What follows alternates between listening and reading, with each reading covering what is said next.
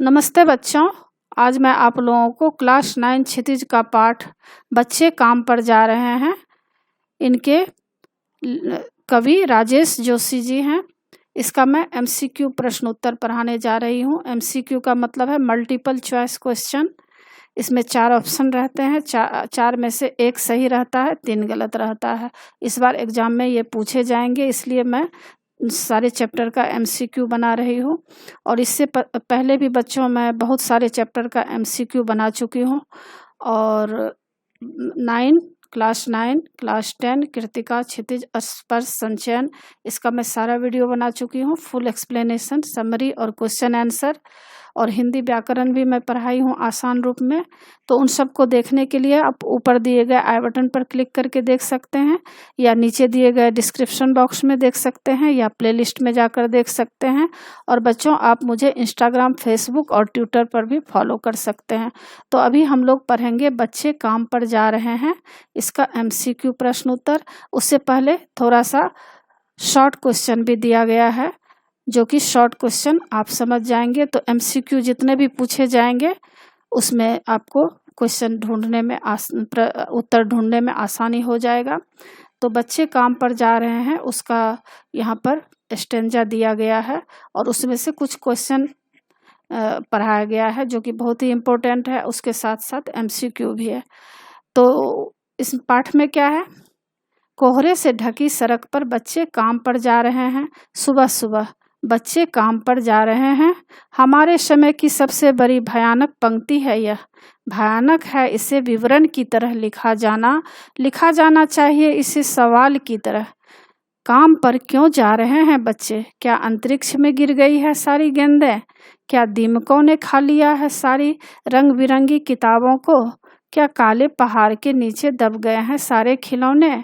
क्या किसी भूकंप में ढह गई है सारे मदरसों की इमारतें? कवि एवं कविता का नाम लिखिए, पहला प्रश्न है। दूसरा है, कवि ने बच्चों का काम पर जाने को भयावह क्यों माना है?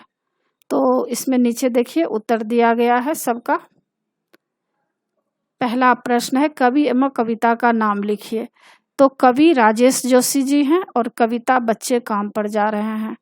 दूसरा प्रश्न है, कवि ने बच्चों का काम पर जाने को भयावह माना क्यों? उत्तर, कवि ने बच्चों का काम पर जाने को भयावह माना इसलिए क्योंकि जिन बच्चों को स्कूल में होना चाहिए था, उसे समय पर पढ़ाई करना चाहिए था, लेकिन उनके सामने ऐसी क्या मजबूरी आ गई है कि उन्हें काम करने के लिए बाध्य होना पड़ रहा है। इसके लिए दोषी कौन है?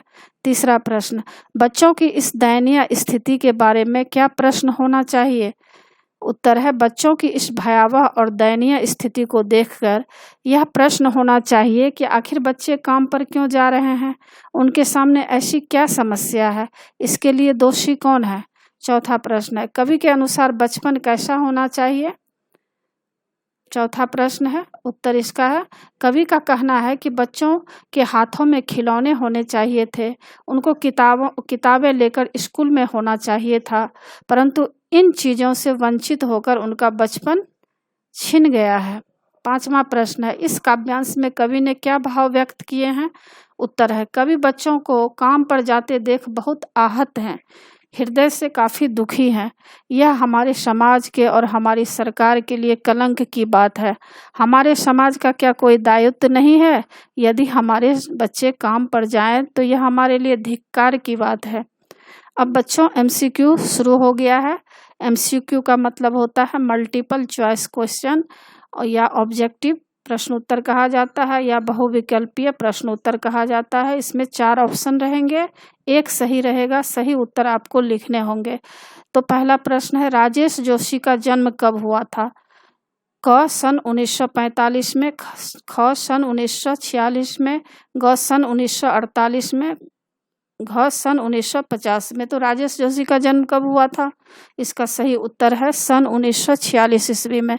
दूसरा प्रश्न है, राजेश जोशी का जन्म कहाँ हुआ था? क मध्य प्रदेश के नरसिंह जिले में, ख कटनी में, ग मध्य प्रदेश के सतना जिले में, घ इंदौर में। तो राजेश जोशी का जन्म कहाँ हुआ था? इसका उत्तर क है, मध्य प्रदेश के नरसिंह जिले में। तीसरा प्रश्न है, निम्नलिखित में से कौन सी रचना जोशी जी की नहीं है? क एक दिन बोलेंगे पेड़, ख मिट्टी का चेहरा, ग नैपथ्य में हंसी, घ चांद का मुंह टेढ़ा। तो निम्नलिखित में से कौन सा रचना राजेश जोशी की नहीं है? इसका उत्तर घ है, चांद का मुंह टेढ़ा। चौथा प्रश्न है, राजेश जोशी को निम्नलिखित में से किस पुरस्कार के लिए सम्मानित किया गया? क ज्ञानपीठ पुरस्कार, ख माखनलाल चतुर्वेदी पुरस्कार, ग पद्म भूषण पुरस्कार, घ साहित्य अकादमी पुरस्कार। तो राजेश जोशी को निम्नलिखित में से किस पुरस्कार से सम्मानित किया गया?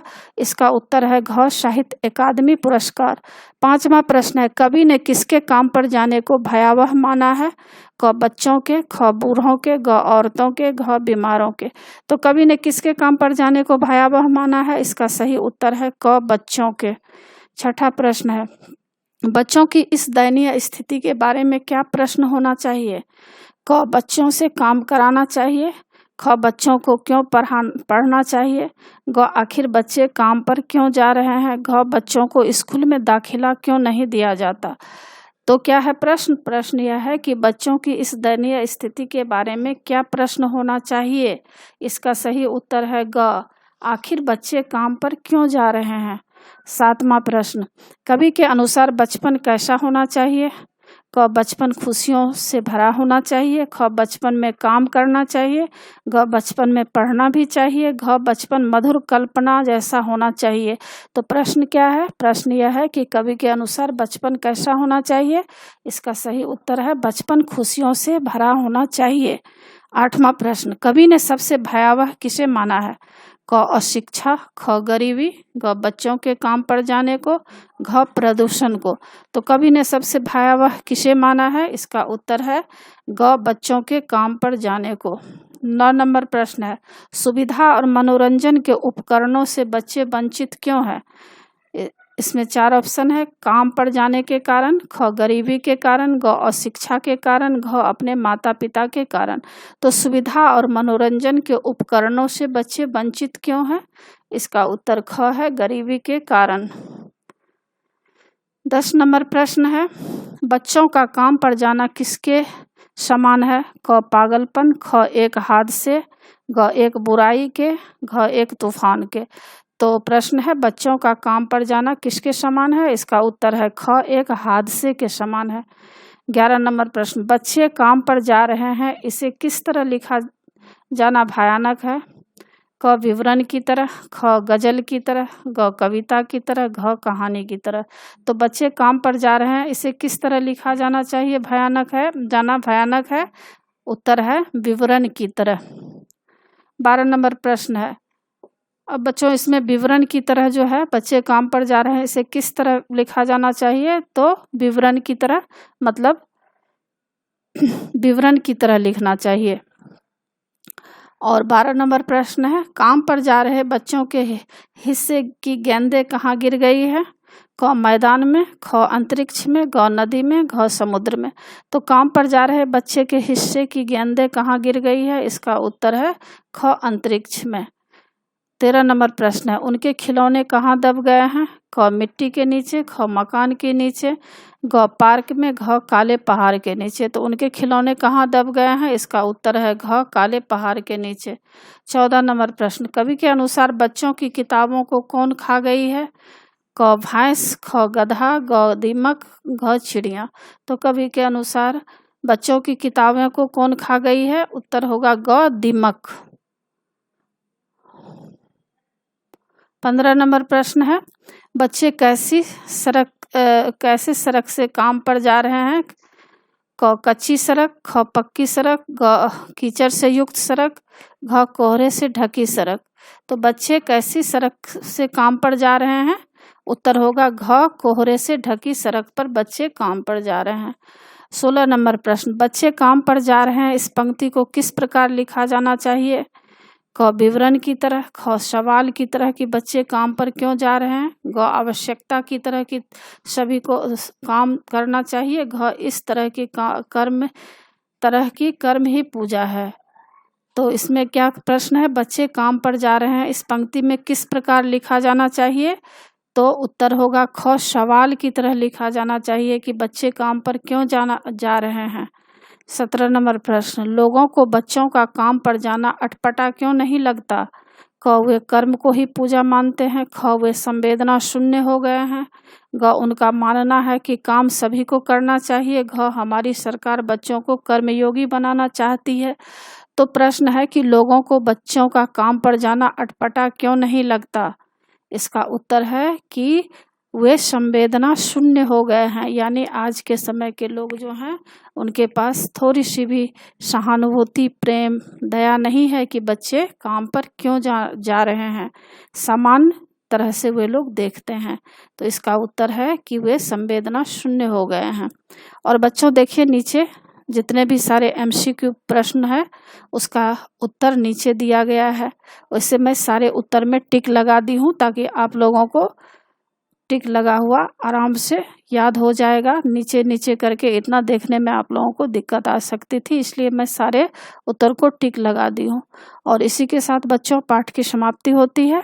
आशा है कि आप लोगों को सारा पाठ अच्छी तरह समझ में आ गया होगा। एग्ज़ाम के लिए अच्छी तरह तैयार कर लीजिएगा और उम्मीद करती हूँ, आशा करती हूँ कि आप लोगों का एग्ज़ाम अच्छा जाएगा।